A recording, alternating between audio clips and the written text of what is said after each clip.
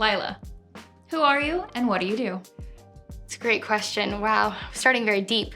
Who am I? There's a lot of different ways I could answer that, but I'm Lilah Pate. I am an actor and a writer and an aspiring director. So a filmmaker, if you will. And I have recently been in the Runarounds, which comes out on Prime Video, September 1st. From Outer Banks to The Summer I Turned Pretty and now the Runarounds. What about this project excites you more than any previous role you've played? I think there are so many unique things about this project in particular. To be able to play Sophia and be a part of this group of people, I think is really special. The live band and the music element that's a part of the show just makes it so unlike anything I've ever seen because, you know, the boys in the show are actual musicians first, and then they have trained so hard and are fully actors now. And I think being Sophia, this is the first time I've really gotten to explore a character in such depth and for such a long period of time. And finding that confidence has been honestly the best experience of my life. If Sophia had a signature song, what would it be called? Okay. Can I pick a song that already exists or a song that already exists? I would say her song kind of near the beginning of the show would be Please, Please, Please Let Me Get What I Want by the Smiths. And then I think near middle end of the show, I would say Begin Again by Taylor Swift. What's the song title for Lilah's life? That's a great question. Figuring it out daily. If the Runarounds cast went on an actual tour, who'd be causing TMZ headlines every night? Jesse, 100%. I love that man so much. He's really funny and a hazard at times, in the best way. LA born, then Charleston raised. What's considered home? I think wherever my family is, being a part of a film family, we would often move around, so we were never in one place for too long, and I think something that my family did really unique and special is they kept us together, so every time my parents were working somewhere, we kept our family unit together and just got to experience different cultures and different countries and different cities, and so it's really where my family is. That's home. Earliest memory of being on set?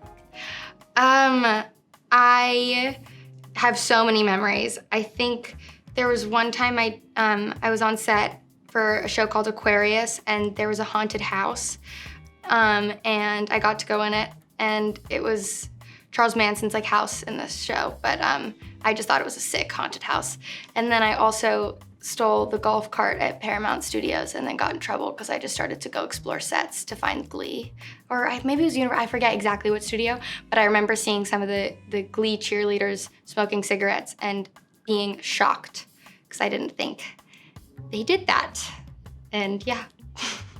Was your first on-camera moment thrilling or nauseating?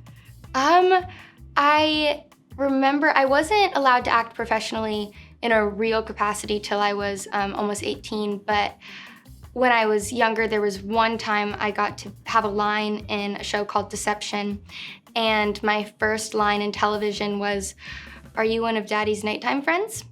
I didn't know what that meant at the time, and it was really exciting. I got to wear my nightgown, I got to miss school for a day, I got to bring my stuffed animal Pinky, who goes everywhere with me. So it was a great day. I love the food, crafty. That's what I really remember. It drew me to sets. Best advice you've ever received? I think it depends on where I am in life. I think right now I'm really focusing on the process and the output versus the outcome, and just really being present and being so grateful that I get to make art with my life and create stories that matter to me. One skill you picked up for a role and weirdly kept? Currently working on a new skill that I'm not going to talk about. Never mind. A skill that I picked up for a role that I kept. I think that I've always loved songwriting, but with Sophia in the Runarounds, getting to explore that side of myself again and writing songs more than I ever have has been really great to tap back into. Outer Banks and playing Peeler, how did that role change your off-screen life?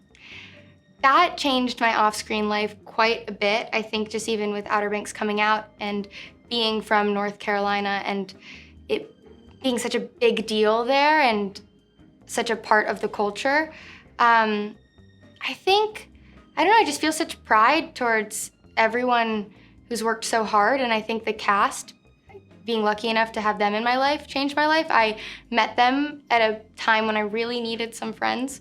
You know, I was a 15-year-old struggling and definitely weird, following her dad everywhere.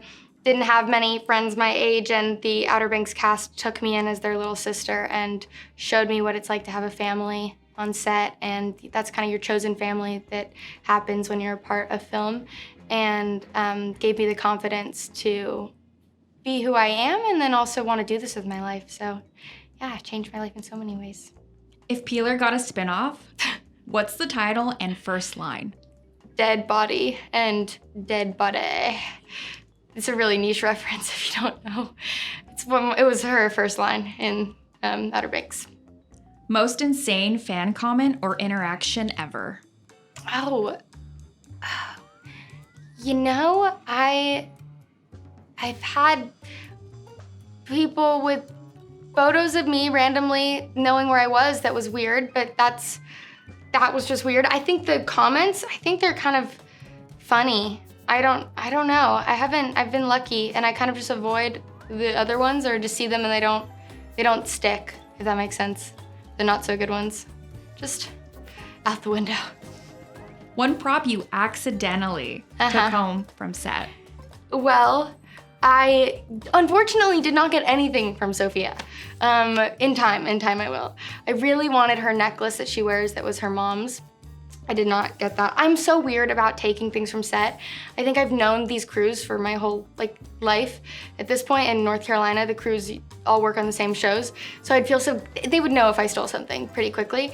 But I've had Sarah Cameron will wear something and then I will really put it on my wish list, and then they'll order two, and then I'll get to keep something that she wears in the show, which is always fun. You directed a short. Yes. Has that experience directing changed how you act? Absolutely. I think that experience was the most fulfilling and eye-opening artistic experience that I've had so far. And I always knew that I wanted to direct, but you don't really get the opportunity to. And I wanted to create that after I wrapped the Runarounds, and I wanted to buy myself something because I'm not really good at doing that. And I was like, what if I made a short film?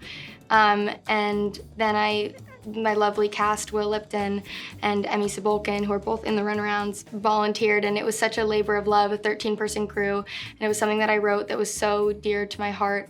And I think I didn't want to be in it because I just wanted to focus on the image and seeing everything, and it just took me so out of what you can be fixated on when you're in front of the camera and all the little things that you miss, and how to be more present in the moment and notice a good performance. Because I remember the night before I was directing, I was like, what am I gonna say to them?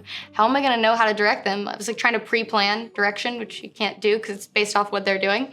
And then I let that go, and in the moment, I knew exactly what I wanted them to do. I knew exactly what to say, and so just kind of finding that inner trust and confidence. Life goals. What's one role and one director you're dying to work with? Life goal would be to star in a Taylor Swift music video with her directing. That is my dream project, my dream role. Doesn't get higher than that, friends. You're a badass. You've tackled the Dolomites, paragliding, and skydiving. What's your next big adventure? Great question. I want to swim with whale sharks. I know that's a point in the show, but that fixation with whale sharks came from me in real life. In the Runarounds, my character loves whale sharks, but I have a giant obsession with them. So I want to swim with them in Thailand. There's certain months of the year that they are there. So that's my next goal. One risk you're taking on this year that would shock your younger self? I'm singing and dancing again, that I stopped doing for a very long time because I lost the confidence in that. And I'm rediscovering that and learning it, so it's been really fun. One thing you cannot live without? My family. They're everything to me. Feel so lucky. My brother, Cooper, he's my best friend. Biggest guilty pleasure? Definitely a sweet treat. I bake a lot, so it's a daily thing. I have to constantly, but then my family eats it all. It's hard. First date ick that ends it on the appetizer? Great question. I am not in, I have a lot of these. I could go for a while. I'm not into vaping. I'm not into the whole vape smoking situation personally. Yeah. Weird hidden talent? I can tie my shoes really fast. If I had shoes with laces, I would show you, but it's like weirdly fast. What's your happy place? The beach. Most famous person in your phone? I have some people that I would consider pretty cool. And I feel bad putting one over the others. I'm just gonna go with the entire Outer Banks cast. Prove it. Prove it, where's my phone?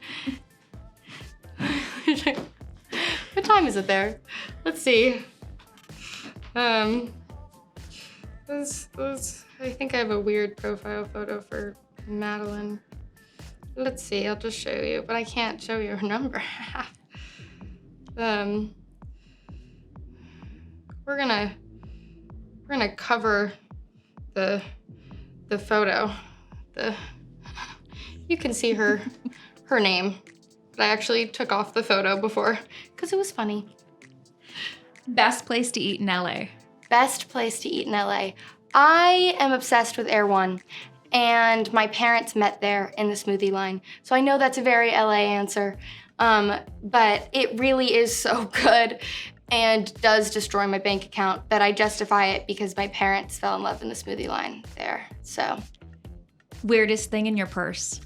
Weirdest thing in my purse is I usually have a stress ball of sorts or some sort of fixation for my ADHD brain to play with during social interactions.